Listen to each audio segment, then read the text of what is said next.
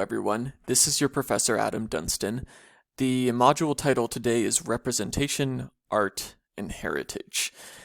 So I want you to start this, and this is going to be kind of a shorter lecture, just to let you know I have just a few thoughts on this week's lecture, partly because given the topic itself, I sort of want to let the readings and the video speak for themselves, because the point here about this module is sort of about native voices. So for me as a settler professor, I kind of want to let native voices be the louder voices in this module especially.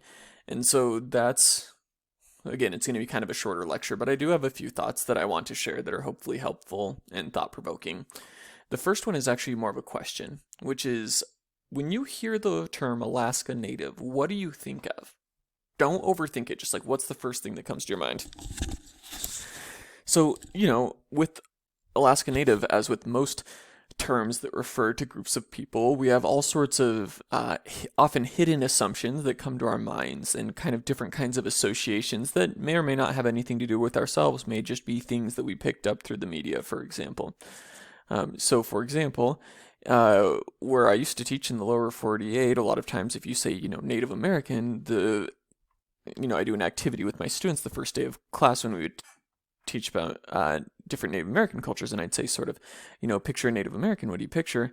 And a lot of times the point I would make is that, a lot of people were picturing something historic rather than 21st century, and also that not only historic, but something that was like somebody riding on a horse with feather regalia, things like that. And as I point out to my students, what you're picturing is something historic and also something very specific to certain groups, specifically Plains Native American tribes such as the Lakota.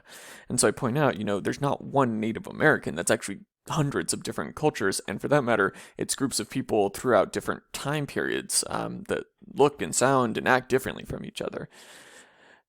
So again, that's kind of just one example of the way that we sometimes have kind of hidden baggage when we hear a term. So again, back to my question, when you hear Alaska Native, what do you think of? Are you thinking past tense? Are you thinking present tense as far as 21st century?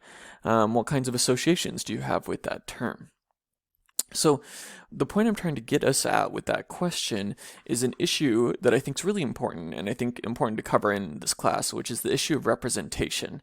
And more specifically, what I mean by representation, that's, I think, a term that's getting more valence nowadays. You're hearing it more and more, people talking about things like representation in media, for example.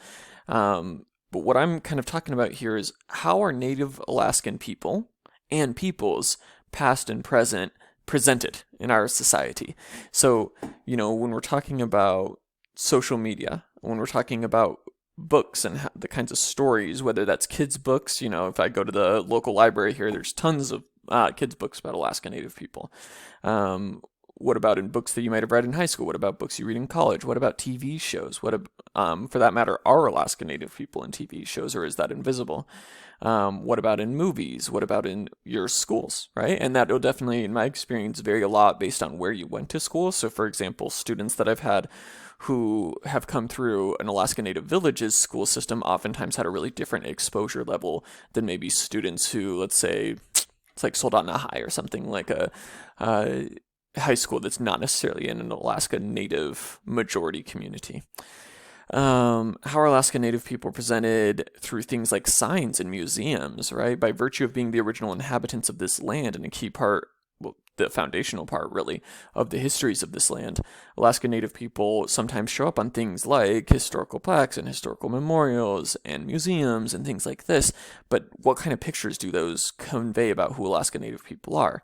And for that matter, how do we talk about Alaska Native people? Whether you yourself are Alaska Native or not, how do you speak about Alaska Natives? For example, if somebody asks you, what are you learning about in this class? How do you respond? So representation is kind of getting at all of those different issues.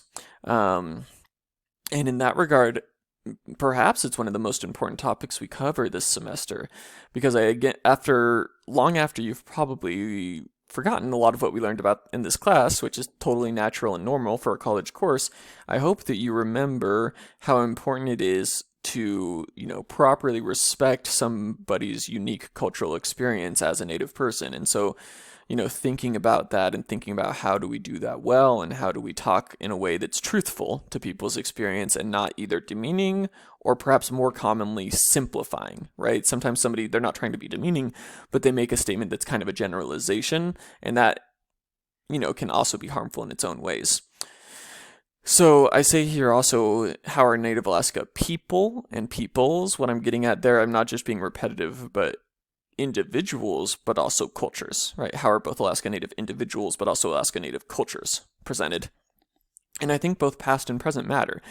And I think what we sometimes see in certain spaces is that we get a lot of emphasis on Alaska Native peoples as past. And, to some degree, that's even been in this class because it's an anthropology class, so we're focused a lot on sort of cultural traits that have been around for a long time. But as a result, we sometimes don't always see as much of that contemporary picture as we should. I've tried to counteract that with some of the examples and things in this class, and I hope I've done a good job. But that's nonetheless kind of a big tendency that we oftentimes think of Native people in past tense. And that's, I think, a really dangerous and unfortunate way to think of Native people, especially, so definitely here in the state of Alaska, where Native people are 1/10 of our population, and the original owners of this land. I think we have to think in terms of present day people. And, it's unfortunate if our media kind of doesn't recognize that sometimes. And so that's part of what I was trying to get at with some of these readings that you did, and also the video that I posted, this We Up video that had kind of several different examples of hip hop culture, quote unquote, among Alaska Native people. I'm saying quote unquote because I don't think it's one culture. I think hip hop culture is many different cultures depending where you are, but sort of hip hop cultures as it manifests in Alaska Native culture. I thought it was an interesting video. I hope you did too, but I was kind of trying to bring out something a lot more contemporary. When we think about representation, you can kind of break that word apart and call it representation, right? So if you look at it etymologically, the Latin that it comes from, which representation or something like that. I don't know why I said that kind of southern. I was trying to get across the fact that in Latin it's Praes, but it ended up just coming across like a Texas drawl. I guess I spent too long in Texas. But anyways, if you look at the Latin term, representation really means to like bring forward something again. So it's like as if you're to present something to a king or something, and then to do that again. So you're bringing something out for it to be viewed. And so in that regard, when we're representing, whether in pop culture or on social media or on TV or whatever, when we're representing Alaska Native people, in a sense, we're bringing that out for the world to view, right? And a lot of times we don't have a ton of control over how that'll be interpreted, but we're bringing it out for the world to view. And so are we doing that well or are we doing that poorly? The Mayak reading you did, How It Feels to Have Your History Stolen, is written by, of course, Mayak, who is King Island in Inupiaq. And I thought they did a good job of really kind of articulating in a really concise and powerful manner this issue that happened with this operatic play, I should say, that was produced called King Island Christmas, which is based on an earlier children's story. But where the person putting it on, I think her name is Deborah Brevun, Brevfort. I'm not correctly remembering her last name, and I apologize for that, particularly since she is from here in our state and everything. But she helped write this King Island Christmas play, and then met with King Island and Inupiaq people, and this became quite controversial because they felt like, as Mayak is talking about in the reading, that this was done really kind of cursorily, in the sense that it was sort of more of a checking off of a box and trying to get some approval and making sure that, there wasn't some community outcry with how the people were being presented, but it wasn't really done in a meaningful way. People weren't sort of being asked as the play was still being planned, but instead it's almost like an afterthought is how they interpreted that. And I think and they also felt like the play, the actual product itself, was disrespectful in a number of ways. So Mayak brings up, for example, the fact that there were cultural practices that are presented as being King Island Inupiaq, which are actually from other parts of Alaska. And this presents a negative tone from their perception because it's important from a King Island Inupiaq view, and I think an Alaska Native view in general, that cultures have their own unique traditions and that they don't sort of, quote, steal, right? No, sacred knowledge and ceremonies that are from other people. So then it sort of presents King Island Inupiaq people as sort of having taken traditions from others. That's sort of my perception of that, which I thought that that was really interesting as a point, because I think for me, as somebody not from one of these communities, I think if I saw, certainly I've, seen and in my job analyzed a lot of sort of the ways that pop culture and media presents about Native people. And when I see something like that, where you're supposedly presenting about one group, but then there's cultural traits from other groups, the way I read that and interpret that, I guess as a sort of settler academic over here, is I think of that as like a discredit to the person who made the piece of art. So like, if it's a film producer or whatever, I think, man, they really don't get tribal diversity at all. And I think of that as a discredit to them. But my point of view was that they felt like the play was a insult, that people would watch the play and assume that they were sort of illegitimate takers of other people's cultural traditions, which I thought was really interesting. And I thought it brings up the point that you can't always predict until you talk to people how they will interpret how you're presenting a cultural background that they're more familiar with, which I think is one of the reasons why relationships and communication and openness as early as possible in a process of art or representation is really good and really important, because to some degree you don't know exactly how it'll be read by people from other backgrounds.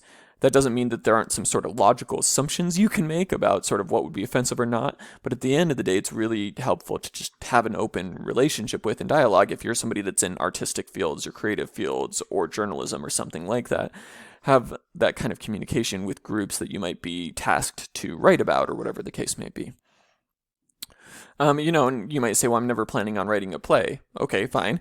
But, nowadays in social media and a lot of people are running part-time blogs and things like that, a lot of us are kind of journalists or pseudo-journalists, right? So I think these issues come up sometimes where we're writing across cultural boundaries and writing about the cultural boundary backgrounds of others. And whether that's Alaska Native cultures or other kinds of cultures, are you sort of doing your due diligence to make sure that you understand communities that you're talking about and sort of getting the information that's accurate and best? That's part of with the paper that you do, part of the reason that I really want you to be using either scholarly research or research from tribes themselves, if possible, also news articles, but because I really wanted to either be from the group or from somebody who got the info from the group directly. So that's part of what I got out of that reading. Another thing that I got out of the reading is just the importance of accuracy and implications that people can draw. The King Island Inupiaq people also objected to the fact that the way that their language was presenting, as they said, made it sound caveman-like, right? So are we sort of correctly representing the cultures of others in a way that's accurate and does justice to their unique cultural traditions? And, it brings up as well power dynamics. They talked about the fact in the reading, Mayak did, that the people that do things like this play, kind of say, well, it's creative license, but as they say, that seems to always work on behalf of the artist and not on behalf of the community. Like, yes, on the one hand, I think in United States culture, we put a really heavy emphasis on sort of artistic expression, as do many cultures, and sort of the rights of the artist to be creative and get creative, and there's a value in that. But there's also kind of a responsibility to that, right? So I think we have to talk about rights, but also talk about responsibilities when we talk about sort of creative arts. And are you sort of properly fulfilling that responsibility? And especially, are you kind of thinking through the power dynamics? Because a lot of times what's happening is that the group that's being stereotyped is one that maybe doesn't have as much power to represent themselves. Maybe they have their smaller group or their more marginalized group. So I thought all of these things are important. So kind of to remember these kinds of questions, like who's doing the representing? What are their interests? So do they have an agenda? If they do have an agenda, what kind of an agenda is it? Because I don't think all agendas are bad, but what kind of agenda is it? And what's their knowledge base? And that's something to remember if you're the one producing content, again, whether it's a blog or a play or whatever, or you're going into journalism, or you're a teacher and you're teaching a lesson about Alaska Native cultures to your grade school kids, whatever it is, kind of be asking yourself some of these questions about how am I representing this? Am I doing it accurately? Am I taking into account the power dynamics and making sure that I'm respectful and where possible, really highlighting and raising up Native voices and Native representation rather than just taking it upon yourself to be the arbiter. unless, of course, you come from these communities. Another question, or another, what was I going to say? I feel like I just totally lost something I was going to say. Oh, another thing to think about. You say, well, I'm not really a content producer. I'm not a teacher, whatever. I don't foresee myself as doing a lot of representing of anybody else's culture.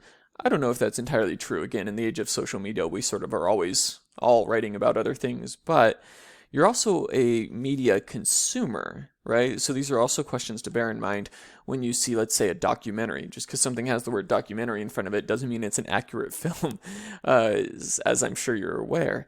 And so, be thinking when you're watching things about Alaska Native people, who's doing the representing? Do we think they would have good knowledge? What are their interests? Do they have an agenda? What's the knowledge base? Stuff like that. All of this being important because, when you represent someone else's culture, I like to say it's something really sacred that you've sort of taken upon yourself. And when you start talking about these issues, sometimes people's response can be a little defensive and kind of like, well, is this just sort of political correctness or da-da-da-da-da?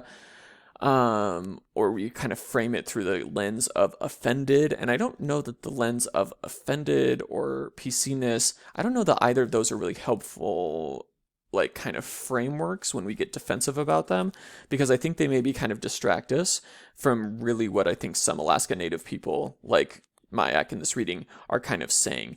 I don't think they're asking any more than any other human being that there never be anything offensive in this world, because certainly there are offensive things in this world all the time.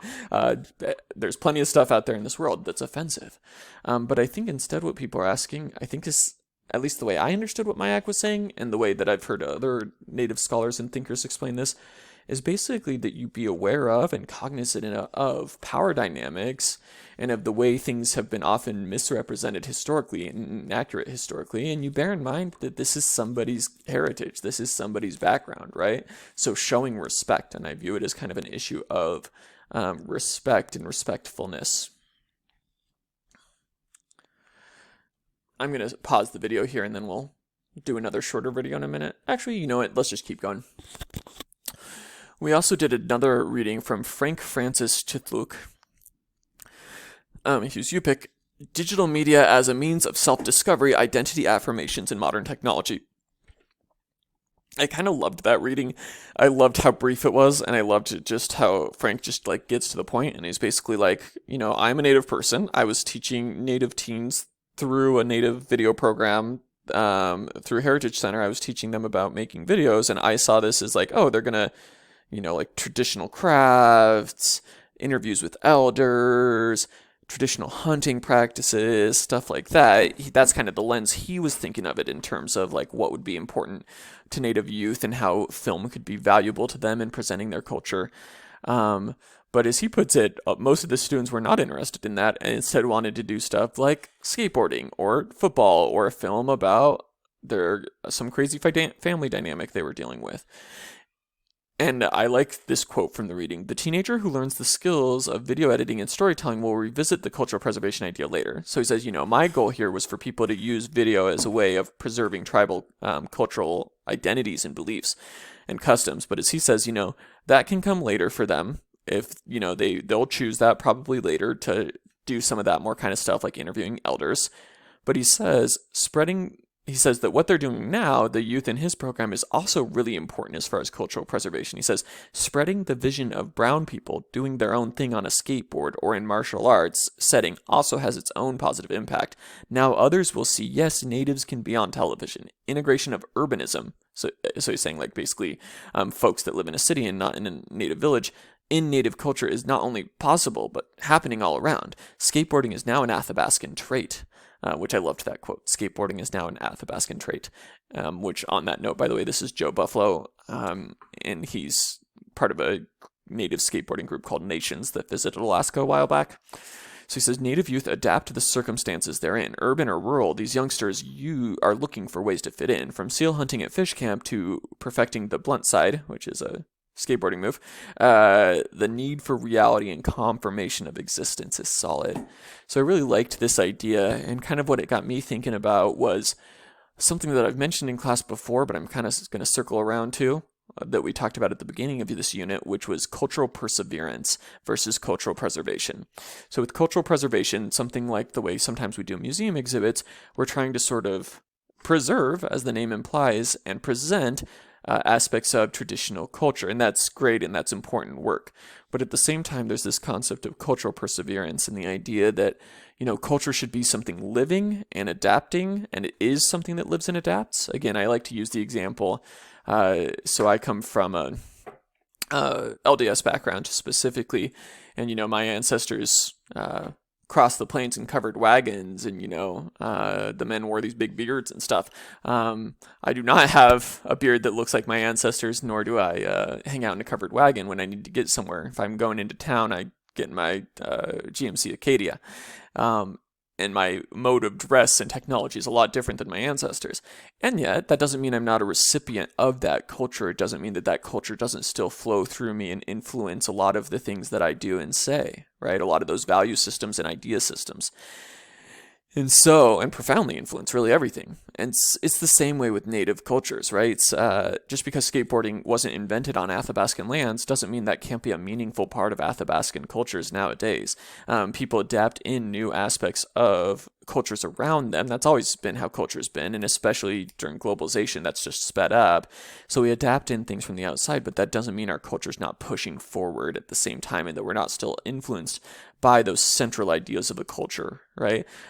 Technology can change, entertainment can change, but there's certain kinds of ideas and values and traditions that keep going and keep persisting, that animate who we are as a people. Things like respect for elders, things like respect for the land, right? That don't change just because you're suddenly using a skateboard and a skateboard wasn't, quote unquote, invented in Athabascan territory. So I liked that reading, and I hope it kind of got you thinking about that and thinking about the importance of highlighting just present day Alaska Native people doing it, whatever they're doing, just like everybody else is doing whatever they're doing. I thought that was a kind of powerful reading in that regard. Okay, final thing. I have a video for you to watch today. I'm going to drop the Blackboard reading I was going to have you do and instead watch this video. It's about an hour long, but I really only want you to watch the first half hour. Feel free to watch the whole thing if you want to. But I really am focusing on the first half hour is what I want you to watch that's actually required. And it's from Anchorage Museum, and it is called We Up, and it is about a gathering of hip-hop folks from the circumpolar north. So from Alaska, from Greenland, and also like Sami people from the Nordic countries. So all these people that are kind of like Arctic indigenous peoples, but from different parts of the world, who in one form or another are doing hip hop, rapping, beatboxing, graffiti, art, cool stuff like that. And the first half hour is mostly focused on Alaska Native people as well as Greenland Inuit people. And I think it's just got some really cool stuff in there. And it's just a really good example of Native people directly sharing their experience, and also kind of this idea of culture as adaptable, but also continuing. And especially as you watch that, I want you to be thinking about what are the ways in which things probably look different than they did 200 years ago, but also what are the ways that you're seeing those legacies of ancestral traditions carrying forward into the present. So, because that's really kind of what it's all about in this class, right? It's about how cultures inform us, everybody's cultures, Alaska Native or not, how our cultures kind of carry us forward into the present and shape who we are, even as we move into the future and as we approach the future, hopefully with bright hearts and open hearts. All right, thank you for your time today. That's it.